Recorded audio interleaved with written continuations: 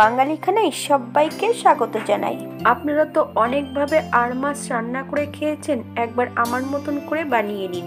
ছোট ছোট টিপসও আপনিও খুব সহজে শিখে নিতে পারবেন। তবে এই একটি মাছের রেসিপি দেখে আপনারা অনেক রকম মাছ রান্না করে নিতে পারবেন। তবে আমি এখানে কিভাবে আর মাছ রান্না করলাম তেল মশলা কম দিয়ে, চলুন সেটা একবার দেখে নেওয়া যাক। আজকে রান্না করব আর মাছ। এখানে আমি 5 পিস মাছ নিয়ে নিয়েছি। মাছের সাইজটা একটু বড় ছিল বলে আমি গাদার মাছগুলো আলাদা করেছি আর পেটির মাছগুলো আলাদা করেছি। আমি এখানে 4 পিস গাদা আর 1 পিস পেটির মাছ নিয়েছি।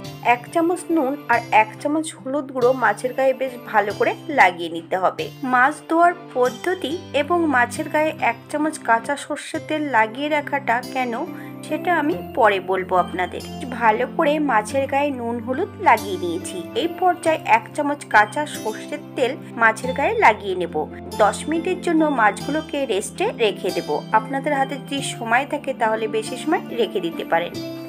একটা কড়াইতে বেশ কিছুটা সর্ষের তেল অ্যাড করেছি। তেলটা গরম হওয়া পর্যন্ত অপেক্ষা করতে হবে। এই পর্যায়ে 1 চামচ নুন তেলের মধ্যে অ্যাড করতে হবে, নইলে মাছগুলো কড়াইয়ের নিচটাতে লেগে যেতে পারে। বেশ ভালো করে নেড়েচেড়ে মিশিয়ে দিতে হবে। এই পর্যায়ে সম্পূর্ণ মাছগুলো এক এক করে তেলের মধ্যে অ্যাড করতে হবে। তবে আমি এখানে সম্পূর্ণ মাছগুলো একবারেই ভেজে নেব। এমন কম তেল মশলায় সম্পূর্ণ বাঙালি রান্না ও নিত্য নতুন রেসিপি পাওয়ার জন্য চ্যানেলটি সাবস্ক্রাইব করে দেবেন। পাশে থাকা বেলটি কিন্তু বাজিয়ে দেবেন, নইলে নিত্য নতুন রেসিপির নোটিফিকেশন পাবেন না। মাছগুলো বেশ উল্টিয়ে পাল্টিয়ে 5 থেকে 7 মিনিটের মতন মিডিয়াম আঁচে ভেজে নিতে হবে। হাই ফ্লেমে যদি মাছগুলো ভাজা হয় তাহলে উপরের অংশটা ভাজা হবে বা পুড়েও যেতে পারে, ভেতরের অংশটা কিন্তু কাঁচা থেকে যাবে। মাছগুলো ভাজতে হবে মিডিয়াম আঁচে। তবে আপনারা আপনাদের পছন্দ মতন সম্পূর্ণ মাছগুলো ভেজে নিতে পারেন।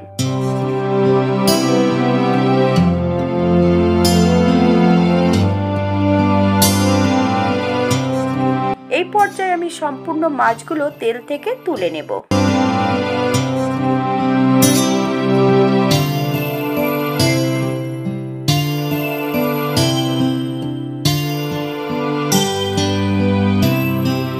মিডিয়াম সাইজের 2টো আলু বেশ বড় বড় টুকরো করে কেটে নিয়েছি।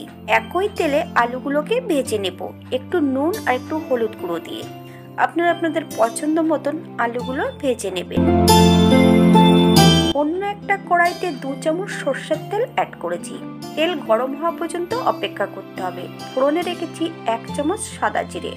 ফোড়ন থেকে সুগন্ধ বেরোলে মিডিয়াম সাইজের 2টো পেঁয়াজ বেশ মিহি করে কেটে অ্যাড করেছি। সামান্য একটু নুন অ্যাড করব। 3 থেকে 4 মিনিটের মতন বেশ পেঁয়াজগুলোকে ভালো করে ভেজে নিতে হবে। এই পর্যায়ে আমি 5 থেকে 7 কোয়া রসুন বেশ 80% মতন বেটে নিয়েছি। সম্পূর্ণ রসুন বাটাটা অ্যাড করব। পেঁয়াজ ও রসুন থেকে যতক্ষণ কাঁচা গন্ধ বেরোবে ততক্ষণ বেশ সুন্দর করে ভেজে নিতে হবে।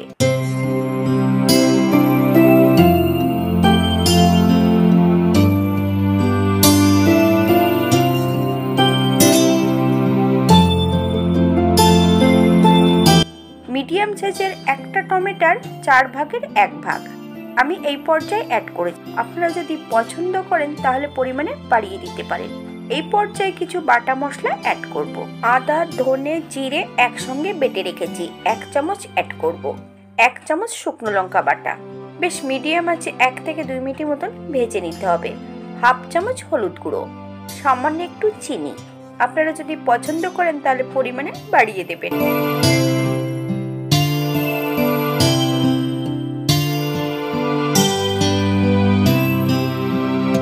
মশলা ধোয়া বাটি থেকে সামান্য একটু জল অ্যাড করব।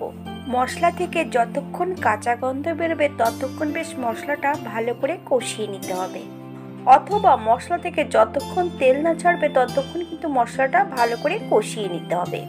মশলা যত কষানো ভালো হবে তরকারির স্বাদ কিন্তু দ্বিগুণ বেড়ে যাবে।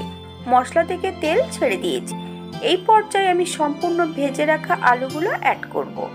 মিডিয়াম আঁচে 2 থেকে 3 মিনিটের মতন আলু ও মশলার সঙ্গে বেশ ভালো করে কষিয়ে নিতে হবে। আমি লঙ্কা বাটার সময় নুনটা অ্যাড করেছিলাম, তাই এই পর্যায়ে আমি নুনের পরিমাণটা একদমই কম রাখবো। আপনারা স্বাদ অনুসারে নুনটা অ্যাড করবেন।